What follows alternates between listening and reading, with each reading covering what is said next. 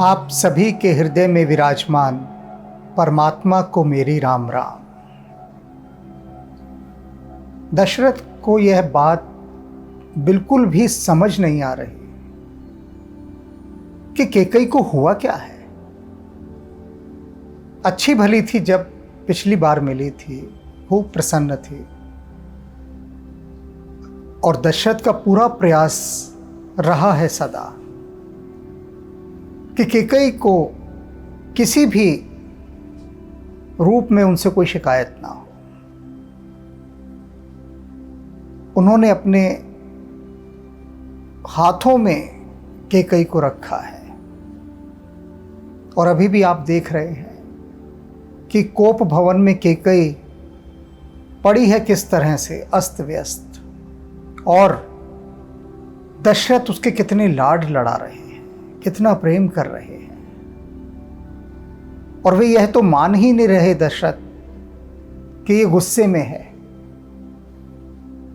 दशरथ को वह सब सूझ ही नहीं रहा। वे तो यह माने बैठे हैं कि ये कैकेयी का प्रेम करने का कोई नया ही तरीका है। वह एक नई विधि से अपने प्रेम को दर्शा रही है और अभी मान जाएगी। कुछ मुझे सताने के लिए उसने यह सब किया है, कुछ डराने के लिए, क्योंकि प्रेम में सताना और डराना प्रेम को और बढ़ाता है।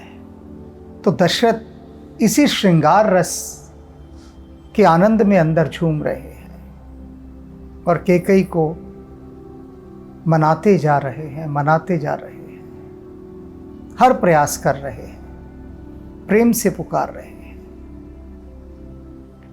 अब क्या कहते हैं वे कि तू बस हंस दे अब, और हंस के तुझे जो मांगना है मांग ले। आभूषण बिखरे पड़े हैं, इनको धारण कर ले। और ऐसे बिल्कुल अच्छी नहीं लगती। घड़ी भी देखा करते हैं, कौन सी घड़ी है। समय देखकर इस तरह से रूठा जाता है। ये रूठने का समय नहीं है। मांग क्या मांगती है? यह सुन मन गुण सपत बड़ बिहसी उठी मतिमंद। और जो मतिमंद, जिसकी मत मारी गई थी इस समय, वह कैकेयी, वह हंस पड़ी। हंसी किस बात पर? इस बात पर नहीं कि दशरथ को वह अब मनाना चाहती है।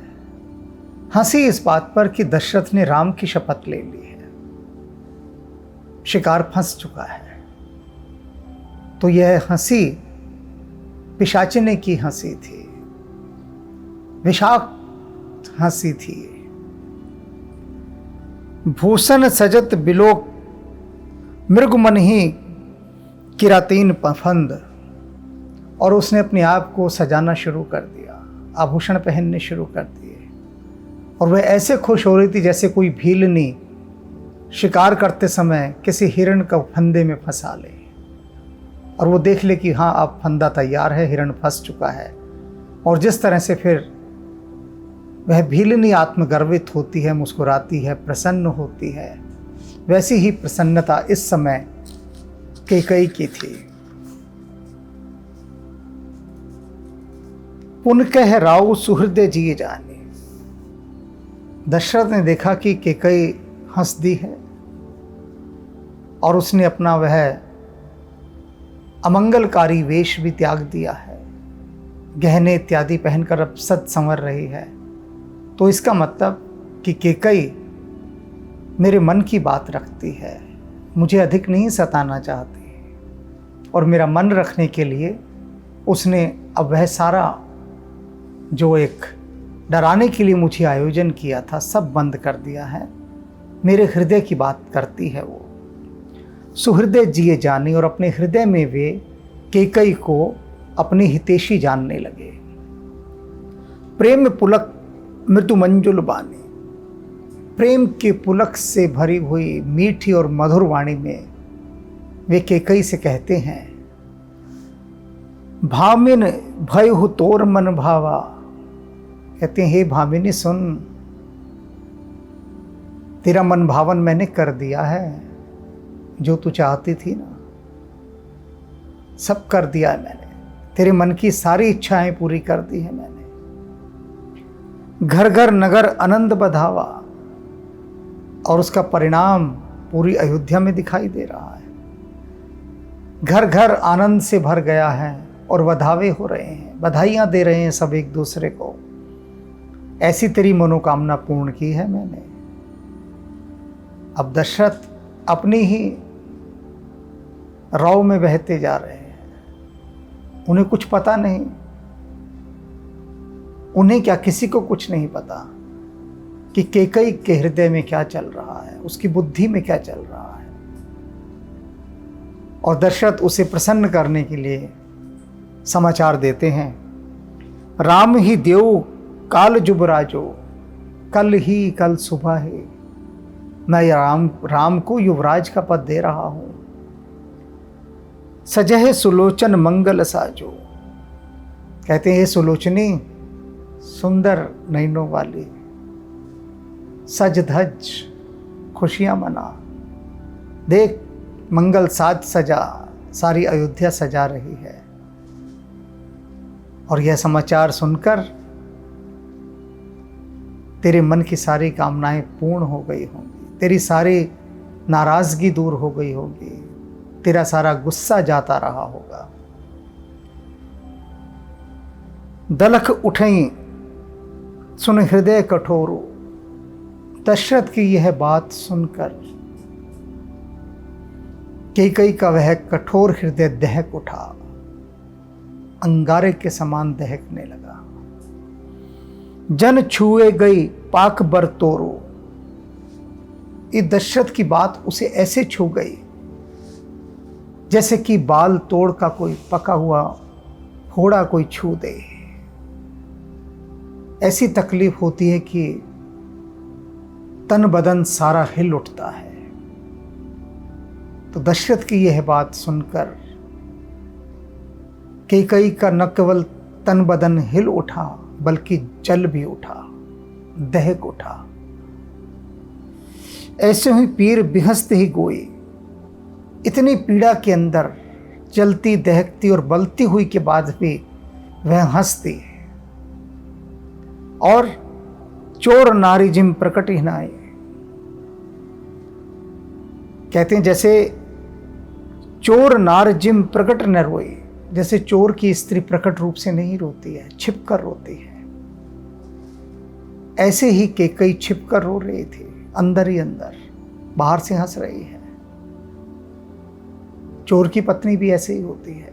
चोर को दंडित किया जा रहा होता है सार्वजनिक रूप से, उसके बीच में चोर की पत्नी भी होती है, लेकिन चोर को दंडित होते देख वह रोती नहीं तो पहचान नहीं जाएगी। अपनी पहचान छुपाने के लिए वह भी हंसती है। तो ऐसे ही कैकई हंस रही अपनी उस पीड़ा को छुपाकर, अपने उस मन के चोर को छुपाकर। लखई ने भूप कपट चतुराई, और जो राजा है उसकी कपट और उसकी चतुराई को नहीं देख पा रहा है, लाख सयाना होते हुए भी। कोटि कुटिल मनि गुरु पढ़ाई, और कैसे देख पाता दशरथ इतना सयाना होने के बाद भी। दशरथ तो अभी बच्चा है मंथरा के आगे। तुलसीदास जी कहते हैं कि कोटि कुटिल, अरे करोड़ों धूर्तों की शिरोमणि है वो मंथरा, करोड़ों धूर्तों की। और गुरु पढ़ाए, मंथरा इस कैकई की गुरु बनी हुई है,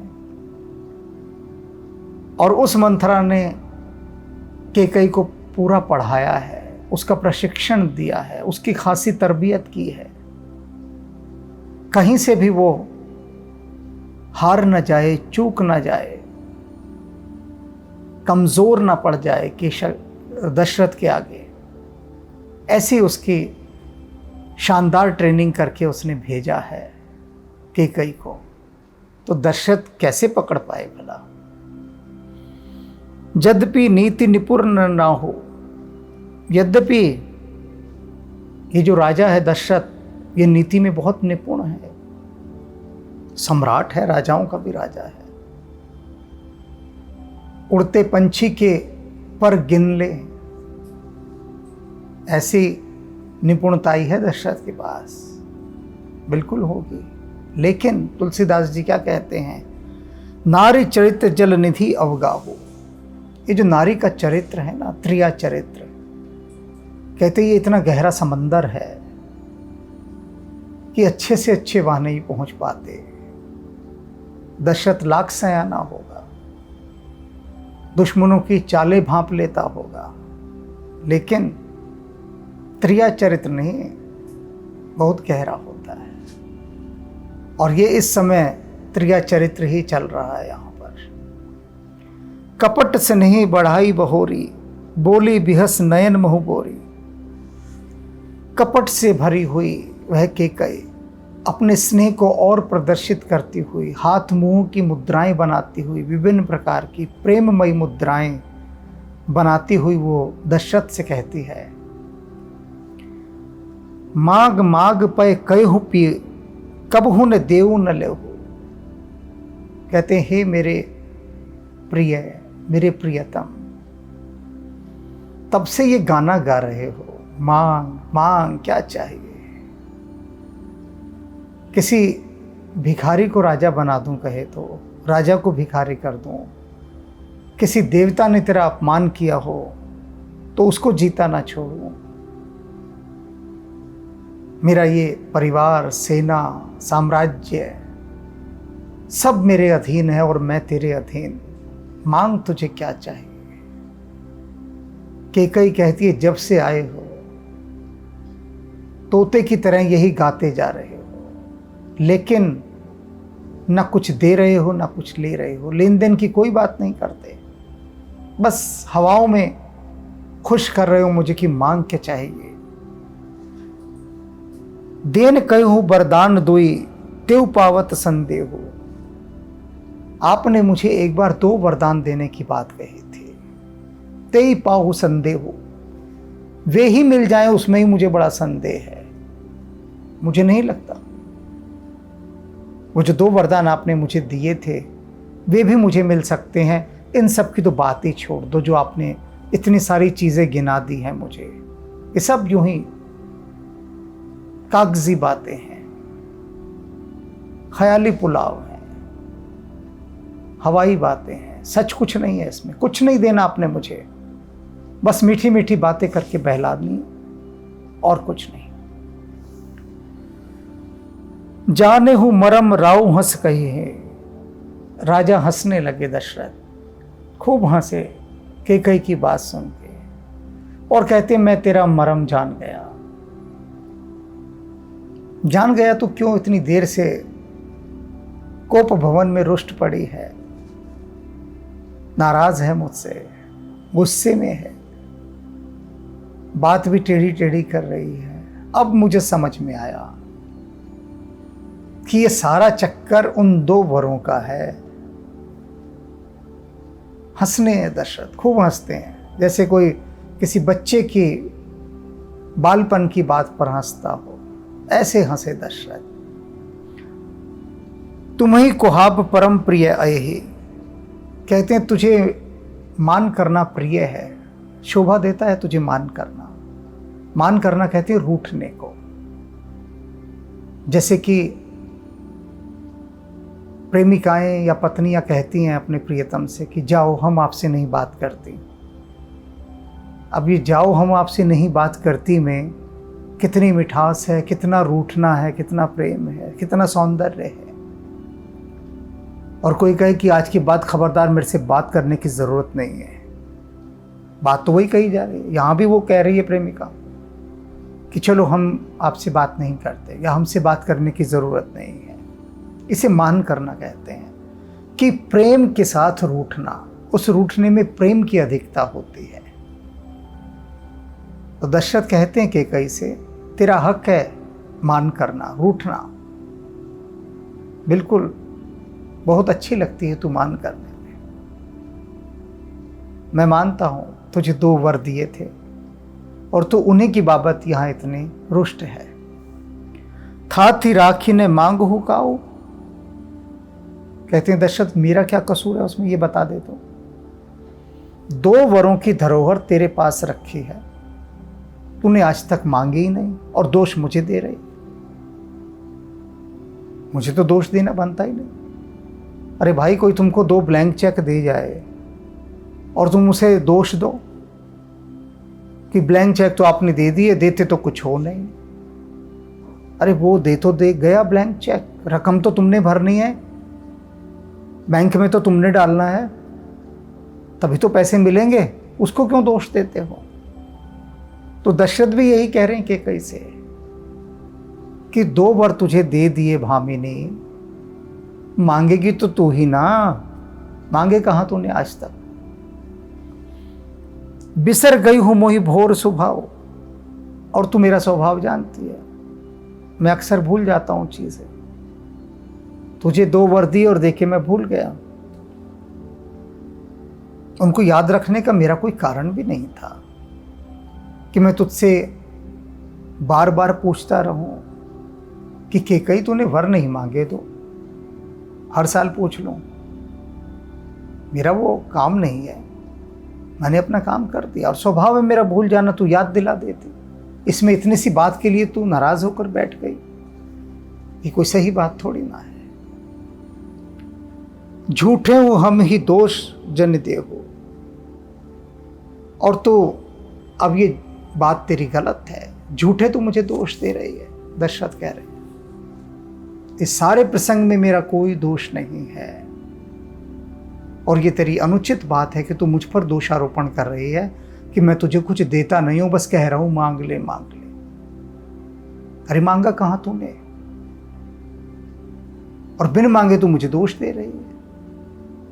2 के 4 मांग मकुले हो, 2 छोड़ 4 मांग, और बोल ले तू, मांग तो सही। तो उन 2 को रो रही है बैठी, मैं तुझे 4 वर दे रहा हूं, 4 मांग ले। रघुकुल रीत सदा चल आए, प्राण जाह बर बचन न जाए। ये याद रख ले कैकेयी, हम रघुकुल वासियों की एक रीत चली आई है, परंपरा है, प्राण जाह पर वचन न जाए। वचन हम भंग नहीं करते हैं, प्राण चाहे चले जाए। तू भूल गई ये बात, हल्के में ले रही है हमारी बात को। 4 मांग चल, अब 2 और बढ़ा दिए तेरे वर, 4 हो गए। मांग अब क्या मांगती है। न असत्य समपातक पुंजा, हम रघुकुल वाले एक ही बात को मानते हैं कि झूठा वादा करने से बड़ा पाप का पुंज कोई और है ही नहीं।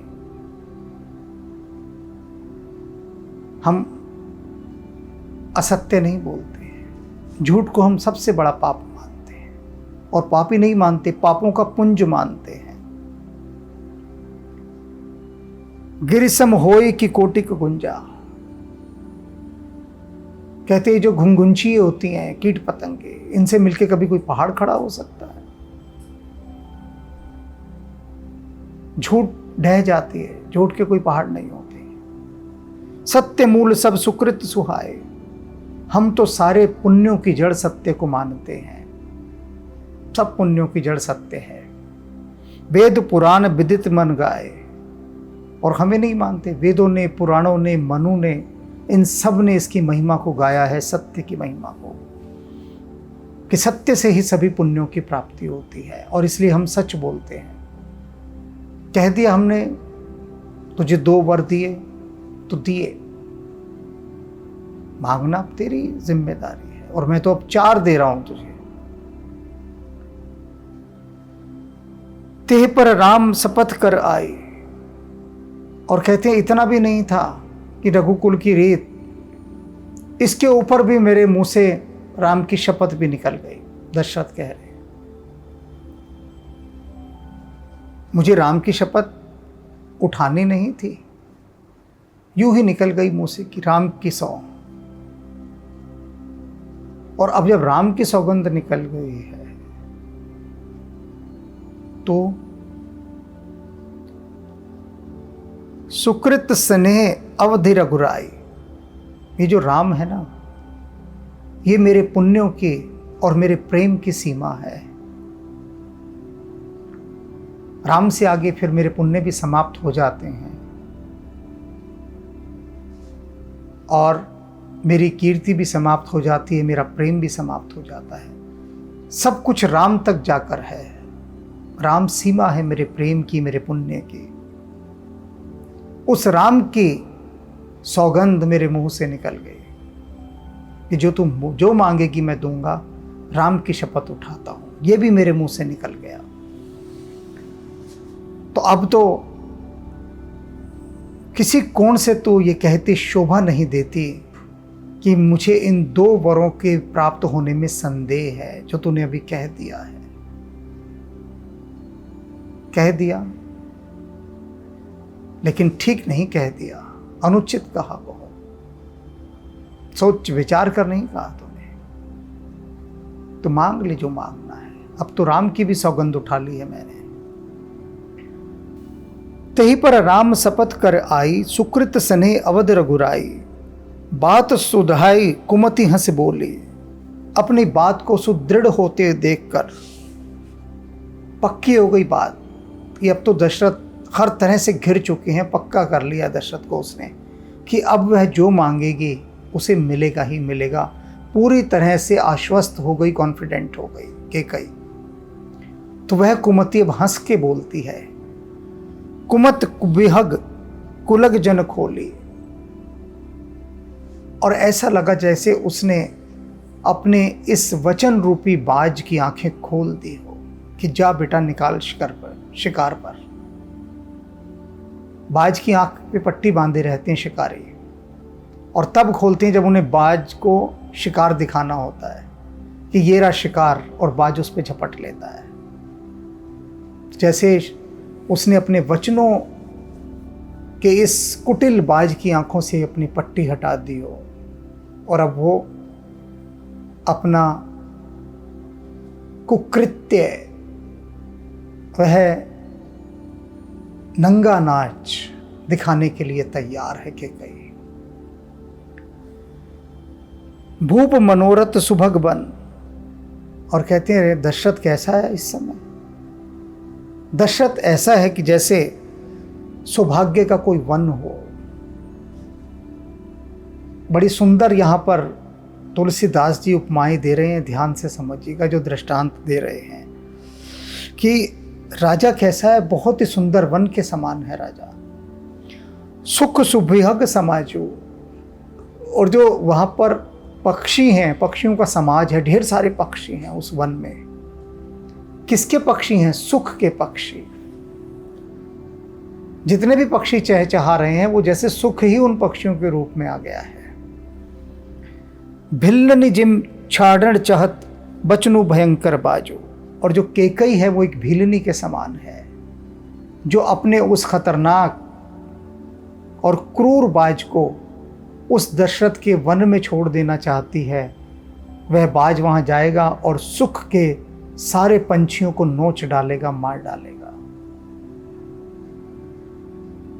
कैकई जो बोलने जा रही है उसके बोलने का दृष्टांत, परिवेश, सिचुएशन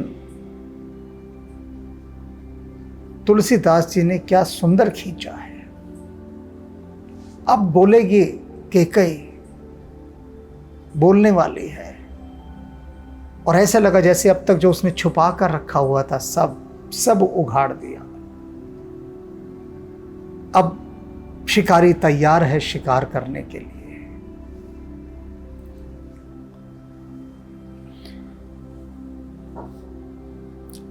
सुनो प्राण प्रिय भावत जी का। क्या कहती है कैकई? सुनो मेरे प्राण प्रिय, दशरथ से कहती है। भाव जी का, मेरे जी का तुम अब भाव सुन लो, मैं क्या चाहती हूँ। अब इस समय कैकेयी बिल्कुल ऐसी है जैसे कि धनुष पर उसने अपना तीर चढ़ा दिया हो, प्रत्यंचा खींच दी है और बस बाण छोड़ना बाकी है। डोरी उसने कान तक खींच दी है पूरी, धनुष घूम चुका है उसकी जिह्वा का पूरा, बाण छूटना बाकी है। देहूं एक वर, मेरे जी का पहले मुझे पहला वर दे दो, एक वर पहला। क्या वर? भरत है टीका, भरत का राज तिलक होगा, राम का नहीं होगा। पहला वर ये चाहिए। राज्याभिषेक भरत का होगा, मेरे जी का पहला वर है ये। राम राजा नहीं बनेगा।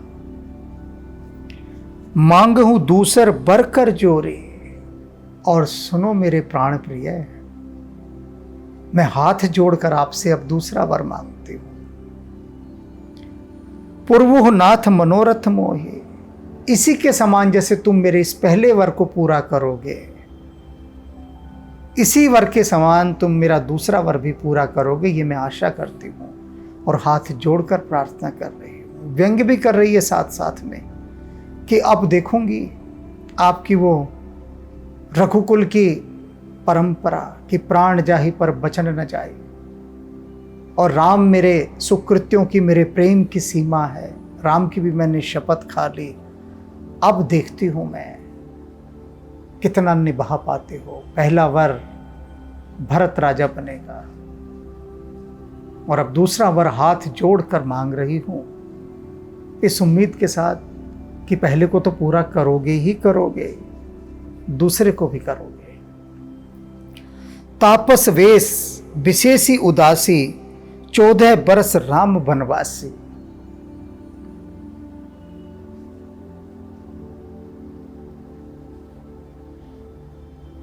दूसरा, विष बुझा हुआ तीर छोड़ दिया और धस गया वो जाकर दशरथ के हृदय में।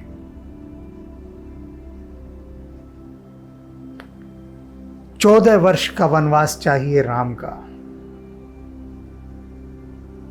और उसके साथ शर्त है,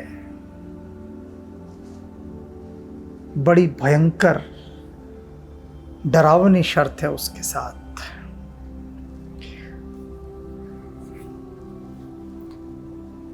तापस वेश, तपस्वी का वेश धारण करके जाएगा, वल्कल वस्त्र धारण करेगा जो साधु सन्यासी पहनते हैं, उन वस्त्रों में वो वनवास को जाएगा। विशेष ही उदासी, और विशेष प्रकार की उदासी को लेकर जाएगा। अब इसका अर्थ समझ लीजिए, विशेष प्रकार की उदासी क्या? छोटा सा स्टार लगाकर टर्म एंड कंडीशन अप्लाई, इसका ये मतलब है। विशेष उदासी, उदासी का मतलब होता है उदासीन। यहाँ उदासीन का अर्थ लिया गया है कि असंपर्क हो जाना, डिस्कनेक्ट।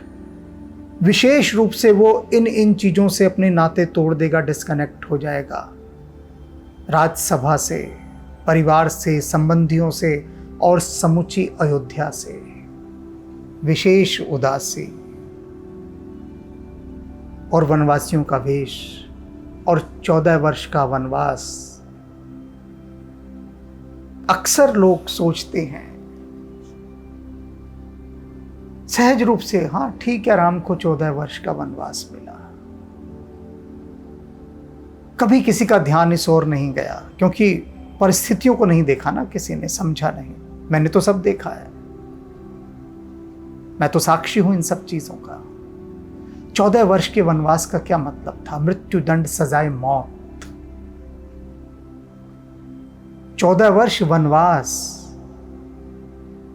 जंगलों में, और जंगल ऐसे नहीं थे कि कोई जिम कॉर्बेट पार्क हो इस तरह के। कदम कदम पर वहां पर खतरे, जंगली जानवर, सांप, बिच्छू, कीड़े मकोड़े मक्खियाँ, वैसे ही मर जाए आदमी। कुछ ना भी करना हो तो ही मर जाए, जंगलों में कौन रह पाए। और ये जो राजकुमार जो सुख सुविधा में पले, ये राम जंगल में जाएंगे तो कितने दिन जी लेंगे। मंथरा जानती थी अच्छी तरह से। 14 वर्ष 14 महीने भी ना जी पाए।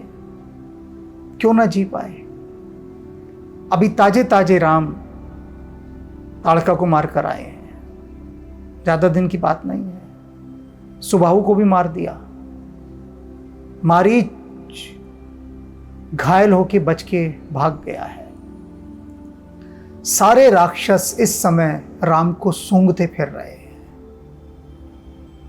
इंतजार में है कि राम मिलें और हिसाब चुकता करें वो राम के साथ। राक्षसी हत्यारे हर जगह फैले हुए हैं राम से प्रतिशोध लेने के लिए। ताड़का कोई साधारण हस्ती नहीं थी, रावण की एक सेनापति थी,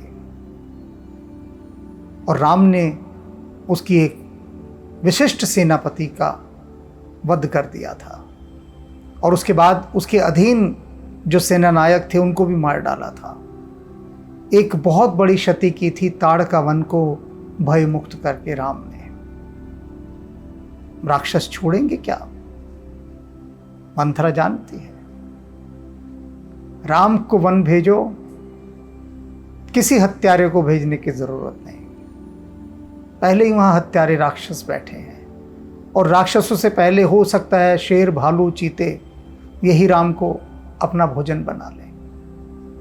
तो 14 वर्ष का वनवास पब्लिकली मृत्यु दंड ना देकर, वो चाहती तो ये भी कह सकती थी दशरथ से कि कई कि कहो कि राम का सर काट दिया जाए, लेकिन नहीं, उससे तो विद्रोह हो जाता, प्रजा में भयंकर विद्रोह हो जाता। लोग केकई और मंथरा को भी मार देते जाकर, और दशरथ को भी ना छोड़ते। और ये सारा धर्म का काम लक्ष्मण ही कर देता, किसी की आवश्यकता ही ना थी। और ऐसा फरमान वो दे नहीं सकती थी, क्योंकि लक्ष्मण के रहते राम को कोई छू नहीं सकता था। तो ऐसी चाल चली, ऐसा खेल खेला कि सांप भी मर जाए और लाठी को खरोंच तक ना आए। 14 वर्ष का वनवास भरत के लिए निष्कंटक राज्य है। दोनों बाण धस गए सीधे जाके दशरथ के हृदय में, उसके मर्म स्थल पर। अब तड़फड़ा रहे हैं दशरथ। सुन मृदु वचन भूप ही अशोकी। उसके इतने मीठे वचनों को सुनकर दशरथ शोक से भर गए। कैकेयी ने जिन मीठे वचनों के जहर बुझे हुए तीर मारे, उनसे वे शोक में भर गए दशरथ। ससकर छुअत बिकल जिमिको को, जैसे कि चकवा चंद्रमा की किरणें छूते ही तड़प उठता है, व्याकुल हो उठता है विरह में। तो ऐसे ही दशरथ राम का विरह अपने हृदय में अनुभव करके जल बिन मछली की तरह छटपटाने लगे। उन्हें समझ नहीं आ रहा था ये हुआ क्या। ये बिल्कुल ऐसा ही हुआ कि जैसे कोई बहुत चाहने वाला, बहुत प्यार करने वाला सीने में खंजर उतार दे आकर, गले मिलते मिलते पीठ में छुरा घोंप दे। वही कैकेयी ने किया। धनुष बाण का खेल खेलते खेलते उसने तीर ही दशरथ के हृदय पर दे मारा। कल्पना नहीं है दशरथ को कि ऐसा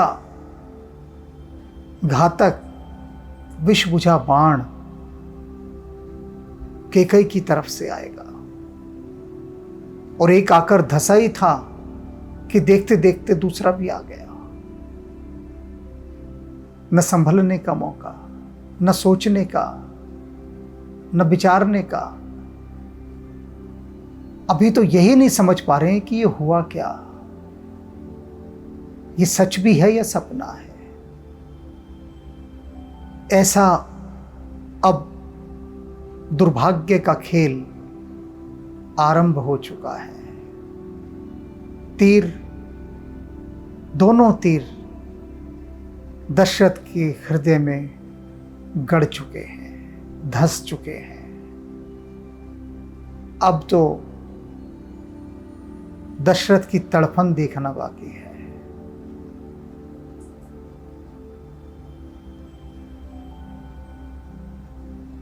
देखते हैं किस तरह से कह पाएंगे और आप सुन पाएंगे।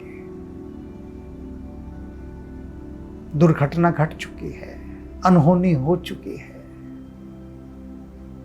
अब उसका दर्द बर्दाश्त करना है, उस पीड़ा को झेलना है, उसके साथ तड़पना है। तो अब आगे की सारी यात्रा एक लंबी यात्रा, दर्द भरी यात्रा है, पीड़ा भरी यात्रा है, वेदना से भरी है, दुख से भरी है, कष्टों से भरी है। और हृदय पिघल पिघल जाएगा, पिघल पिघल जाएगा।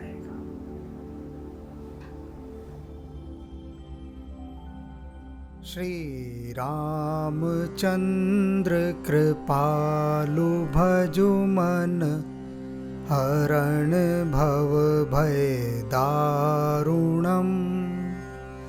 नव कंज लोचन कंज मुख, कर कंज पद कंजारुणम्।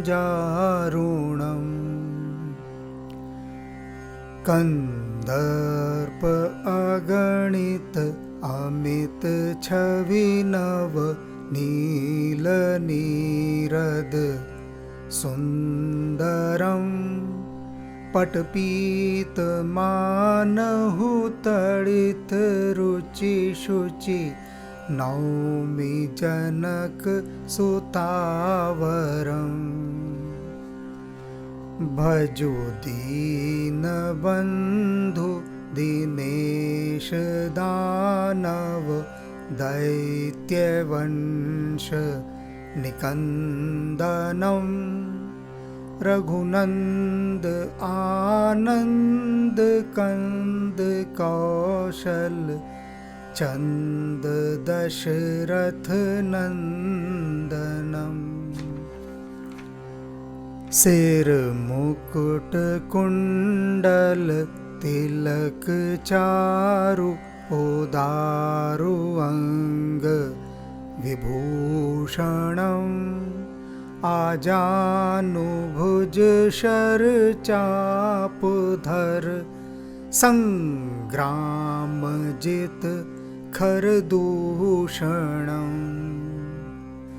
श्री राम श्री राम श्री राम।